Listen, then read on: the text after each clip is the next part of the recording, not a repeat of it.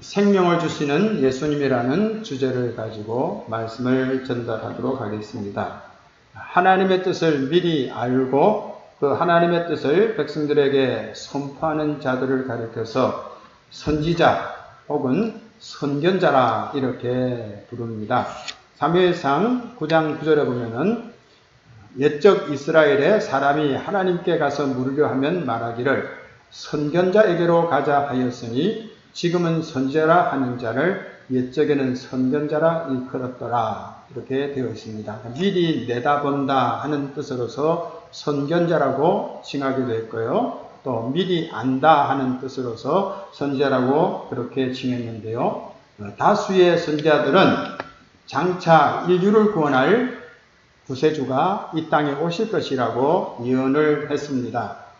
구세주를 가리켜서 성경에서는 메시아 혹은 그리스도라고 그렇게 칭하고 있는데요. 선지자들은 그리스도께서 오셔서 하실 사역들을 여러 가지로 말씀을 했는데 그 중에 이사야 35장에 보면은 그때에 맹인의 눈이 밝을 것이며 못 듣는 사람의 귀가 열릴 것이며 그때에 저는 자는 사슴같이 뛸 것이며 말 못하는 자의 혀는 노래하리니 이렇게 그때 치유의 역사가 나타나게 될 것을 분명히 예언을 했습니다. 또한 이사야 61장에 보면은 여호와의 영이 내게 내리셨으니 이는 여호와께서 내게 기름을 부으사 가난한 자에게 아름다운 소식을 전하게 하려 하심이라. 나를 보내사 마음이 상한 자를 고치며 포로된 자에게 자유를 갇힌 자에게 노임을 선포하며 여호와의 은혜의 해와 우리 하나님의 보복의 날을 선포하여 모든 슬픈 자를 위로하되 무릇 시온에서 슬퍼하는 자에게 화관을 주어 그 죄를 대신하며 기쁨의 기름으로 그 슬픔을 대신하며 찬송의 옷으로 그 근심을 대신하고 그들이 의의 나무 곧 여호와께서 심으신 그 영광을 나타낼 자라 일컬음을 받게 하려 하심이라. 메시아의 시대에 이렇게 소외된 무리들에게 은혜가 있고 또 상처받은 영혼들이 치유받게 될 것을 말씀을 했던 겁니다. 그래서 마태복음을 기록한 이 마태는 예수님의 행적을 일일이 기록하면서 그분이 바로 우리가 기다리던 메시아, 구세주, 그리스도라 하는 사실을 증거했던 겁니다. 앞서 우리들이 8장과 9장을 통해서 예수님께서 많은 병자들을 고쳐주신 사례들을 살펴봤습니다. 나병 환자를 깨끗하게 해주셨고요. 또 중풍병자를 그 자리에서 일어나 걷게 하셨고요. 또 열병에 시달리던 여인에게서 그 열병을 낫게 해주셨고 그리고 귀신 들린 사람들의 속에 있던 귀신을 내쫓아서 정상인으로서 살아가도록 해주셨던 그런 말씀들을 살펴봤는데요. 오늘 본문도 역시 마찬가지로 예수님께서 병자들을 고치시고 또 죽은 자를 살리는 일을 통해서 그분께서 구약의 모든 선지자들이 예언했던 그 메시아라는 것을 지금 마태가 입증해주고 있는 것을 보게 됩니다. 우리 예수님께서 당시에 불치병자였다고 할 수 있는 혈류증 여인을 고쳐주셨고요. 그리고 12살 된 소녀가 죽었는데 그 아이를 살린 내용이 오늘 본문에 나오고 있습니다. 먼저 오늘 본 말씀에 예수님을 찾아온 관리에 관한 이 얘기를 접해 볼 수가 있습니다. 예수님께서 마태의 집에서 세리들과 함께 음식을 나눈 일로 인해서 바리새인들과 그리고 요한의 제자들에게 오해를 받고 여러 가지 논쟁을 했던 사례를 우리들이 지난 시간 나누지 않았습니까? 바리새인은 예수님께서 그 더러운 죄인들과 함께 교제한다는 것을 트집 잡았고요. 그리고 절제 생활을 했던 요한의 제자들은 왜 예수님이 먹고 마시는 일을 그렇게 즐기는가, 왜 금식하지 않는가 하는 것에 대해서 의문을 가지고서 질문을 했는데 그때 여러 가지로 예수님께서 그들에게 답변을 하신 것 우리들이 이미 다 살펴본 내용이 되겠습니다. 바로 그때에 한 관리가 예수님께 찾아와서 절을 하면서 도움을 청하지요. 18절에 보면 예수께서 이 말씀을 하실 때에 한 관리가 와서 절하며 이르되 이렇게 말하고 있습니다.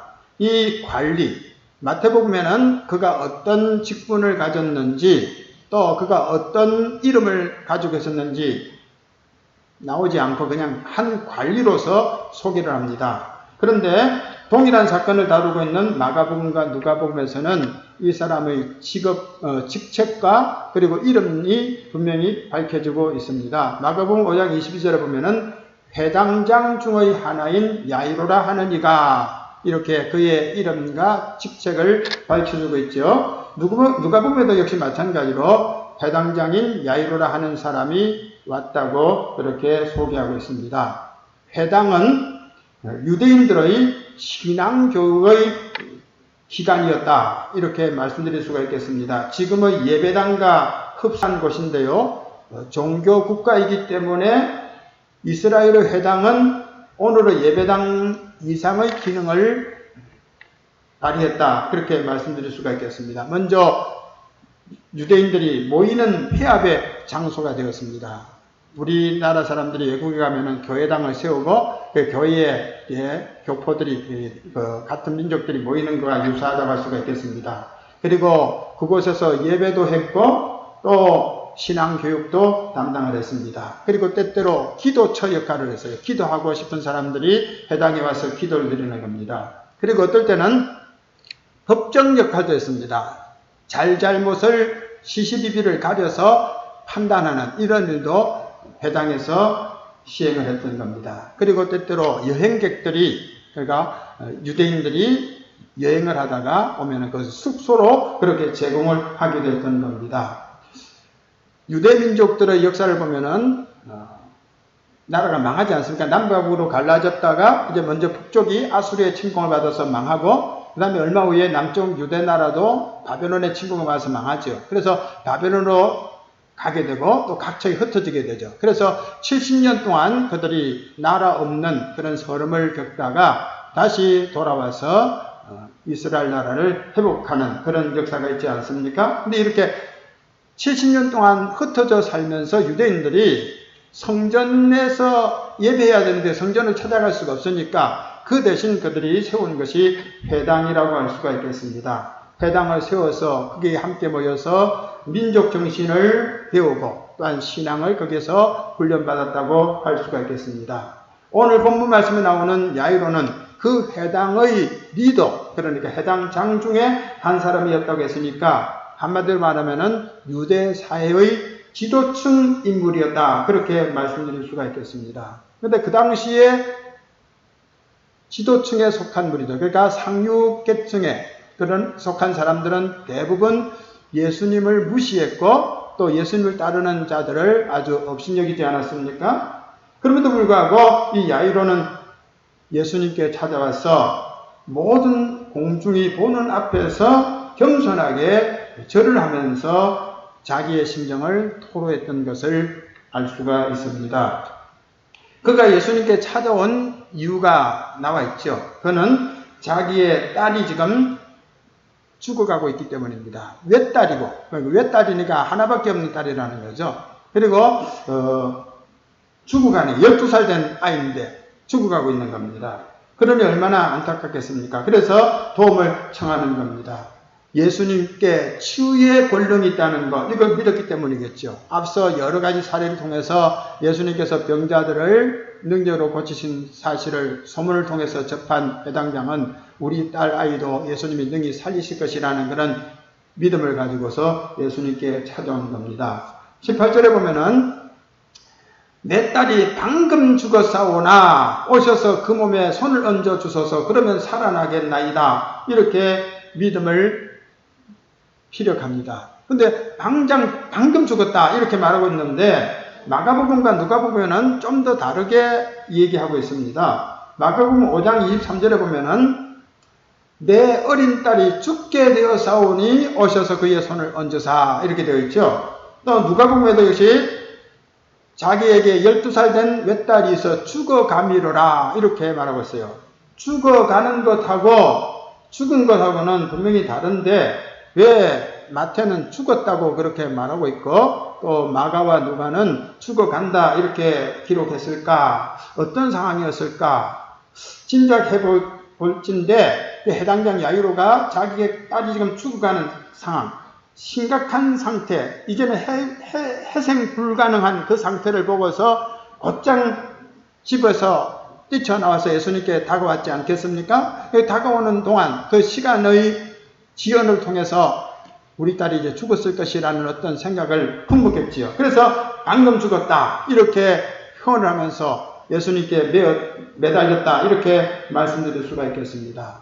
아무튼 야이로는 비록 딸이 죽었다 할지라도 예수님께서 능히 그를 살려낼 수 있을 것이라는 이런 믿음이 있었기 때문에 이처럼 간절하게 찾아와서 무릎 꿇고 아뢰었다고 할 수가 있겠습니다. 크리스찬 중에는 사회적인 체면 때문에 상황에 따라서 때때로 자기의 신앙을 드러내지 못하는 그런 경우들도 있지 않습니까? 하지만 회당장 야이로는 그 당시에 사회적인 지위가 높고 유대인들의 리더가 되는 회당장으로서 그 모든 유대인들이 좋게 보지 않는 평판이 안 좋은 그런 집단 예수에게 찾아가서 무릎을 꿇었다는 사실입니다. 체면 불구하고 예수님의 도움이 아니면 안 된다는 사실을 알고서 이렇게 주님 앞에 엎드렸던 것을 알 수가 있습니다. 이렇게 야이로가 예수님께 간곡하게 아뢰을 때에 예수님께서 그 청을 받아들이죠. 그래서 제자들과 함께 야이로를 따라서 야이로의 집을 향해 가게 됩니다. 그곳에 있던 제자들은 물론이고 또 그 자리에서 많이 모여서 예수님을 바라보고 있던 사람들도 함께 동행을 하게 됩니다. 예수님의 뒤를 따르는 자들이 무척 많았다 이렇게 생각해 볼 수가 있겠는데요. 그때 한 여인이 가만히 와서 예수님의 옷가를 만지는 그런 사건이 막간에 기록되어 있습니다. 예수님의 옷가를 한 여인이 만졌다고 되어 있지 않습니까? 19절과 20절에 나와 있어요. 예수께서 일어나 따라가심에 제자들도 가더니 12해 동안이나 혈루증으로 앓는 여자가 예수의 뒤로 와서 그 겉옷가를 만지니 이렇게 되어 있습니다. 혈루증이라고 하는 그 병은 무엇입니까? 여성이 생리기간에 하혈을 하는 것은 그는 자연의 이치라고 할 수가 있겠는데 이 혈루증은 생리기간이 아님에도 불구하고 하혈이 멈추지 않고 계속 진행되는 그런 병입니다. 그러니까 악성 빈혈이 따랐을 것이다 그렇게 추정을 해볼 수가 있겠는데요. 특히 율법은 이러한 병을 가진 자를 부정하게 본다는 사실입니다. 레위기에 보면은 만일 여인의 피의 유출이 그의 불결기가 아닌데도 여러 날이 간다든지 그 유출이 그의 불결기를 지나도 계속되면 그 부정을 유출하는 모든 날 동안은 그 불결한 때와 같이 부정한즉 그의 유출이 있는 모든 날 동안에 그가 눕는 침상은 그에게 불결한 때의 침상과 같고 그가 앉는 모든 자리도 부정함이 불결한 때의 부정과 같으니 그것들을 만지는 자는 다 부정한즉 그의 옷을 빨고 물로 몸을 씻을 것이며 저녁까지 부정할 것이요 이렇게 나와 있습니다. 그러니까 몸이 안 좋은데 그 몸 안 좋은 것만이 아니라 종교적으로 부정한 자이기 때문에 공동체 생활을 할 수가 없다는 사실입니다. 그러니까 이웃과 같이 교제를 할 수가 없는 거죠. 더구나 하나님 앞으로도 나갈 수가 없는 겁니다. 성전에도 갈 수가 없고 회당에도 찾아갈 수가 없는 거예요. 그 종교 생활도 하지 못하는 생활이죠. 근데 이 생활이 12년 동안 지속되었다는 사실입니다. 그 12년 동안 이웃과 단절된 상태로 있었고 또 하나님의 전에 나가서 예배하지도 못하고 했다면은 얼마나 그 영혼이 피폐했을까 우리들이 생각해 볼 수 있지 않겠습니까? 근데 이 여자가 이 병을 고쳐보려고 무던히 많은 애를 썼다고 마가복음 5장 26절에 나와 있습니다. 마가복음 5장 26절에 보면 많은 의사에게 많은 괴로움을 받았고 가진 것도 다 허비하였으되 아무 허염이 없고 도리어 더 중하여졌던 사예라고 그 상황을 아주 자세하게 설명하고 있습니다. 병을 낫기 위해서 용하다는 의사들을 다 찾아갔는데 거기에서 고침을 받은 것이 아니라 오히려 괴로움을 더 받았다는 거예요. 의사에게 가서 진료받는 그 과정은 괴로운 일이죠. 뭐 요즘에도 수술을 한다거나 뭐 항암 치료를 한다면 굉장히 힘들지 않습니까? 바로 그런 많은 괴로움을 하는 거예요. 그래서 또 돈도 들어가는 거죠. 가진 것을 다 허비했던 거예요. 이 여인은 병을 고쳐보려고 무던히 애를 썼지만은 다 잃어버릴 수밖에 없는 상황이었습니다. 고침받지 못하고 재산은 다 없어진 거죠. 그런데 또 뒤에 뭐는 거예요? 아무 효험도 없다는 거예요. 그렇게 수고를 했는데 효험이 없고 도리어 더 중해졌다 그랬어요. 나날이 갈수록 병이 더 심해졌다 하는 그런 말 아니겠습니까? 이런 상황이었는데 예수님의 소문을 듣고 기대를 가지고 찾아온 것입니다. 그 여는 지금 군중 틈에 비집고 들어가는 거죠. 많은 군중들이 예수님을 에워싸고 있는데 비집고 들어가서 몰래 예수님의 옷가를 만집니다. 6절에 보면은 12해 동안이나 혈루증으로 앓는 여자가 예수의 뒤로 와서 그 겉옷가를 만졌다 그랬어요. 왜 이 여자가 가만히 예수님의 옷을 만졌겠습니까? 그건 앞서 말씀드린 대로 여자는 부정한 상태이기 때문에 부정한 여자가 이 군중들, 회중들이 있는 곳에 끼어든다는 것, 만일 그 회중들이 그 여자가 부정한 상태라는 것을 알면은 어떻게 되겠습니까? 혼쭐이 나겠죠. 부정한 자가 접하는 모든 것들은 부정을 입게 돼요. 그러니까 이 부정한 여자가 지금 군중과 같이 접촉을 했는데, 그러면 이 여자와 같이 몸 부딪힘을 했던 사람들은 그걸 아는 순간 다 부정한 자로 그렇게 정죄를 받게 되는 그런 상황 아니겠습니까? 그러니까 이 부정한 여자가 그런 틈에 들어간다는 것을 만일 회중들이 알았다면 이 여자는 그 자리에서 돌에 맞아서 어떻게 될 수도 있는 그런 심각한 상황이니까 욕먹을 짓을 하는 거니까 그걸 숨기기 위해서 가만히 비집고 들어온 겁니다. 뿐만 아니라 이 여인은 굉장히 소극적인 여성이었다고 할 수가 있겠습니다. 정말로 이 여자가 자기의 부정한 상태로 회중을 접할 수 없다면은 좀 멀리 떨어져서 예수님 날 도와주십시오, 날 고쳐주십시오 이렇게 외칠 수도 있지 않았겠습니까? 사실 성경에 보면 그런 장면도 많이 나와요. 소리치면서 고쳐달라는 그런 장면이 많이 나와요. 그런데 이 여자는 소리도 못 치고 몰래 들어가서 예수님의 옷가를 손댄 것은 이 여자가 굉장히 소심한 여성이었다. 소리치면서 예수님께 도움을 청할 만한 용기도 없는 여성이었다. 이렇게 말할 수가 있겠습니다. 하지만 이 여인은 예수님의 능력을 믿었습니다.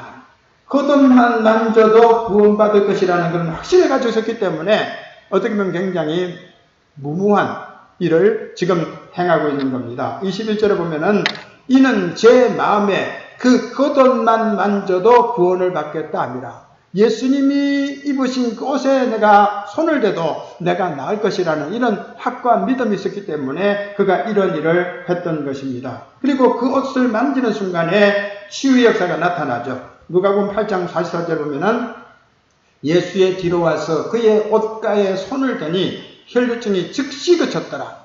예수님의 옷가에 손을 대는 순간에 혈루증이 즉시 그치게 된 겁니다. 그 믿음대로 역사가 이루어졌던 것을 보여주고 있지 않습니까? 여러분, 만일에 이 여자가 예수님의 옷을 만졌는데도 치유의 역사가 나타나지 않았다고 가정을 해보십시오. 그러면은 우리 예수님은 율법적으로 부정한 자가 돼버리는 거죠. 부정한 자가 접하는 것은 부정해지니까 이 여자가, 부정한 여자가 예수님을 만졌는데 이 여자가 그대로 부정한 상태로 있다면은 예수님도 부정한 자가 될 수밖에 없는 것 아니겠습니까? 그런데 우리 예수님의 그 능력은 결코 부정해질 수가 없기 때문에 이 여인이 고침을 받게 된 겁니다. 예수님은 자신에게서 능력이 나간 사실을 아시고 뒤를 돌아보면서 누가 내 옷에 손을 댔느냐 이렇게 물으시죠. 그러니까 베드로가 말하죠. 아니 이렇게 많은 사람들이 지금 모여서 주님을 따르는데 막 부딪히는데 예수님의 몸에 이렇게 손 간 사람이 한둘이겠습니까? 근데 어찌하여 손을 댄 자를 찾습니까? 이렇게 물을 때에 주님은 자신에게서 능력이 나갔다는 사실을 알리지 않습니까? 누가복음 8장 45절 46절에 예수께서 이르시되 내게 손을 댄 자가 누구냐 하시니 다 아니라 할 때에 베드로가 이르되 주여 무리가 밀려들어 미나이다. 예수께서 이르시되 내게 손을 댄 자가 있도다. 이는 내게서 능력이 나간 줄 알미로다. 이렇게 예수님께서 말씀을 했습니다. 그때에 이 여인은 더 이상 숨길 수 없다는 사실을 알고서 엎드려서 떨면서 예수님 앞에 자신이 손댄 이유를 밝히고 있는 것을 보게 됩니다. 47절에 보면은 여자가 누가복음 8장 41절에 여자가 스스로 숨기지 못할 줄 알고 떨며 나와 엎드리어 그 손댄 이유와 곧 나은 것을 모든 사람 앞에 말하니 그때 예수님께서는 비로소 그 여인을 향해서 선포를 하시죠. 22절에 보면은 딸아 안심하라 내 믿음이 너를 구원하였다 하시니 여자가 그 즉시 구원을 받으니라 라고 말씀하고 있습니다. 여러분 우리 예수님께서 이 은밀하게 벌어진 치유 사건을 왜 이렇게 들춰내시는 겁니까? 우리 예수님께서 내게 이런 능력이 있다 하고 자신을 과시하기 위함이 없을까요? 아니죠. 우리 예수님은 자신의 큰 일을 행하시면서도 드러내지 말아라, 알리지 말아라 이렇게 분명히 말씀을 하곤 하시지 않았습니까? 근데 왜 여기서는 은밀하게 일어난 이 치유 사건을 들추어내고 계실까요? 그것은 예수님 자신의 그 어떤 권세를, 그 능력을 과시하기 위함이 아니고 이 소심한 여인을 위해서 그렇게 한 것입니다. 이 여인은 지금 12년 동안 부정한 상태로 살았어요. 그러니까 음지 생활을 계속했어요. 이 여자를 공중 앞에서 들추어내면서 구원의 확신을 갖게 하는 것입니다. 너는 더 이상 부정하지 않다. 너는 영육간에 건강한 사람이다. 이 사실을 깨우쳐 주심으로 이 여자가 이제는 당당하게 살아가도록 그렇게 하신 겁니다. 예수님 자신을 위해서가 아니라 이 여인을 위해서 이 은밀하게 벌어진 치유 사건을 다 들추어내서 이 여자로 하여금 이제는 당당하게 하나님 백성으로서 죄의식 없이 그렇게 살아가도록 용기를 베풀어 주었다고 할 수가 있겠습니다. 이 여인은 얼마나 기쁘고 얼마나 감사하겠습니까? 그래서 이 여인은 구원의 기쁨을 가지고 그곳을 떠났겠죠. 바로 이때에 지금 야이로의 심정을 우리들이 한번 생각해 보십시다. 이제 이어지는 끝부분의 말씀은 예수님께서 야이로의 집에 가셔서 그 야이로의 딸을 살리는 그런 장면이 나오는데요. 지금 예수님을 모시고 하는 야이로 입장에서는 혈루증 앓는 여인이 예수님의 옷을 만지고 그로 인해서 예수님께서 찾고 하는 이런 상황 속에서 시간이 좀 지연됐겠죠. 그러니까 얼마나 무척이나 초조했겠습니까? 얼마나 조급해졌겠습니까? 이 여인을 향해서 원망도 할 수 있는 그런 상황이라고 할 수가 있겠죠. 그런데 회당장의 집에서 사람들이 와서 이제 딸이 죽었다는 사실을 알립니다. 이제 죽었을 것이라고 생각하여 죽었다고 했는데 진짜 죽은 거죠. 마가복음 5장 35절에 보면은 아직 예수께서 말씀하실 때에 회당장의 집에서 사람들이 와서 회당장에게 이르되 당신의 딸이 죽었나이다. 어찌하여 선생을 되게 괴롭게 하나이까? 이제는 끝장났다 이거예요. 이제 끝났다 이거예요. 예수님 모시고 와서 예수님 난처하게 하지 말아라는 거죠. 이제는 끝났으니까 이제 포기하고 가자 하는 이런 의도로서 이렇게 말하는 것입니다. 하지만 야이로는 이미 딸이 죽어도 주님이 살릴 것을 믿는 믿음을 가지고 있었으니까 주저하지 않았겠지요. 그럼에도 불구하고 죽었다고 하는 그 말을 들었을 때의 상실감, 이것은 또 없지 않아 많았을 것으로 추정을 해볼 수가 있겠습니다. 그런데 예수님께서 그에게 용기를 주시죠. 어떻게 말씀합니까? 두려워하지 말고 믿기만 하라 말씀했어요. 죽었다고 알려줬는데 예수님께서는 해당장에게 두려워하지 말고 믿기만 하라 그랬어요. 네가 가진 믿음, 그걸 다 네가 분명히 죽었지만 살릴 것이라고 했지 않았느냐? 그러니까 그 믿음 그대로 가지고 있어라 하고서 그에게 다시 한번 신앙의 용기를 북돋아주고 있습니다. 그래서 야이로는 다시 힘을 얻어서 예수님을 모시고 그의 집으로 가서 집에 당도하게 되는데 막 집에는 이제 어린아이가 외딸이 죽었으니까 난리가 난 거죠. 그 장례의 그 여러 가지 관례를 따라서 피리를 불면서 애도하는 사람들, 애곡하는 사람들 많이 있었는데 주님께서 그곳에 가서 그들 들어가기 전에 먼저 세 사람만 데리고 가시는 것을 보게 됩니다. 마가복음 5장 37절에 보면은 베드로와 야고보의 형제 요한 외에 아무도 따라옴을 허락하지 않았다 그랬어요. 지금 예수님을 따르는 무리들이 많지 않습니까? 12명의 제자도 있고 또 수많은 사람들, 청중들이 있지 않습니까? 그런데 예수님께서 그 모든 제자들과 함께 그의 집으로 들어가지 않고 베드로와 야고보와 요한 이 세 명의 제자만 따로 데리고 해당장의 집으로 들어가십니다. 예수님께서 베드로와 야고보, 요한을 특별히 훈련시키고 있는 거죠. 여기뿐만 아니라 이 세 사람만 특별히 따로 훈련시키는 장면들이 성경에 몇 군데 나오죠. 마태복음 17장 1절에 보면은 예수께서 베드로와 야고보와 야고보와 그 형제 요한을 데리시고 따로 높은 산에 올라가셨더니, 그러니까 높은 산에 올라가셔서 예수님께서 이 세 제자와 함께 기도할 때에 호련히 하늘의 영광이 나타나고 예수님께서 호련히 변화되죠. 그래서 엘리야도 나타나고 모세도 나타나는 그런 역사 있지 않습니까? 바로 그 자리에 변화산 현장에 예수님께서 베드로와 야고보, 요한 3명만 데리고 가십니다. 그리고 또 우리 예수님이 공생의 마지막에 겟세마네 동산에 기도하러 가실 때도 제자들과 함께 갔다가 산 기슭에 모든 제자 다 남겨두고 이 3명의 제자만 따로 데리고 기도처로 올라가시죠. 겟세마네 동산으로까지 올라가시죠. 마가복음 14장 3, 4절에 보면 베드로와 야고보와 요한을 데리고 가실세 이렇게 알려주고 있습니다. 왜 이 3명의 제자를 이렇게 따로 훈련시켰겠습니까? 예수님이 승천하신 이후에 그들이 할 일들이 중하기 때문이라고 할 수 있겠습니다. 베드로는 12사도 중에서 가장 으뜸 사도로서 리더로서 교회를 이끌어갈 지도자니까 그를 훈련시키기 위함이고요. 그리고 야고보는 예수님의 12사도 중에서 제일 먼저 순교하죠. 사도행전 12장에 보면은 헤로당이 야고보의 목을 뱉다 하는 얘기 나오는데 이 야고보가 바로 예수님의 12사도 중에 한 사람인 야고보죠.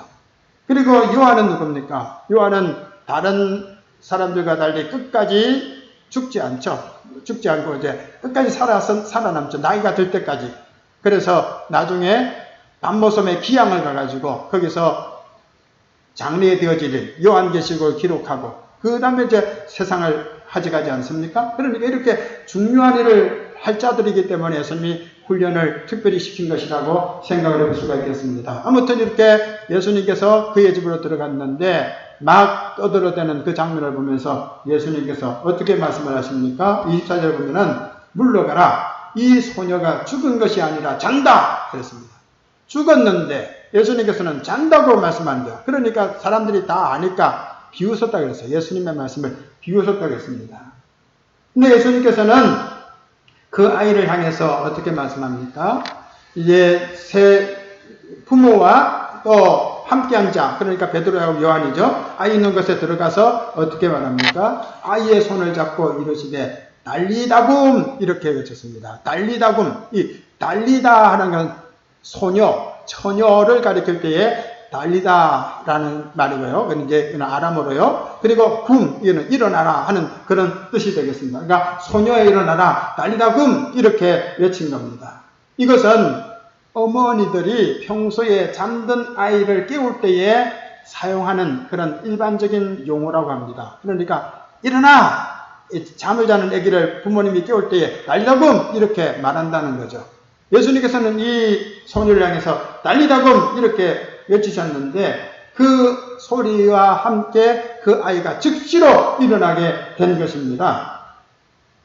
이 놀라운 사건, 죽은 아이가 살아났다는 사실, 이것이 이제 온 사방에 퍼지게 되죠. 26절에 보면 그 소문이 그 온 땅에 퍼지더라 이렇게 말씀하고 있습니다. 사실 우리 예수님께서 죽은 자를 살리신 이런 얘기들이 복음서에 여러 번 나오지 않습니까?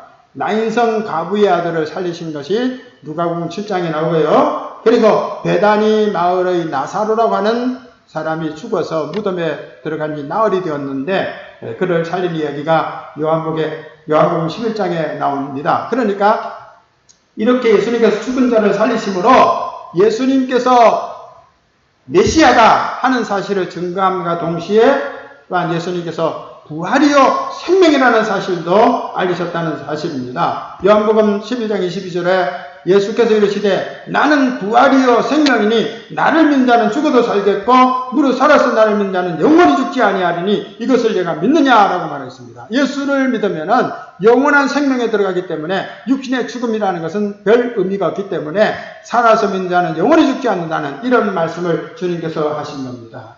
여러분, 자존심과 체면 때문에 예수님께 엎드리거나 또 간구하는 일을 머뭇거리고 있지는 않습니까? 이제 저희들이 진솔한 마음으로 야이로처럼 행동해야 되겠습니다. 사람 체면 보지 말고 있는 그대로 주님 앞에 나와서 무릎 꿇고 주님 앞에 도움을 구하는 그런 야이로와 같은 믿음의 사람들이 되시기를 바랍니다. 현주가 같은 여인처럼 자신의 삶이 떳떳하지 못해서 내가 그리스도인이라고 드러내지 못하고 살았던 분들이 있습니까? 이제 주님의 공로로 재산 받았다는 사실에 감격하면서 구원의 확신을 가지고서 당당하게 내 자신이 그리스도인이라는 사실을 증거하면서 살아가는 성도들이라 되겠습니다. 우리의 영혼이 혹시 죽어있지는 않습니까? 예수님께서 사대교회를 향해서 말씀했습니다. 내가 살았다는 이름은 가졌으나 죽은 자다. 오늘 우리들이 영적으로 혹시 죽어있는 상태는 아닌가 생각해 봐야 될 것입니다. 부활이요 생명이신 예수님께서 우리를 향해서 쿵 하고 외치십니다. 일어나라 라고 외치십니다. 그 명령을 받고 우리가 일어나야 되지 않겠습니까? 바울 사도님께서 말씀했습니다. 잠자는 자여 깨어서 죽은 자들 가운데서 일어나라. 그리스도께서 너에게 비추시리라 말씀했습니다. 주님의 밝은 빛을 받고 우리의 영혼이 소생해서 주님 나라를 위해서 헌신하는 그런 삶을 살아가는 살아있는 성도들이 되시기를 축원합니다.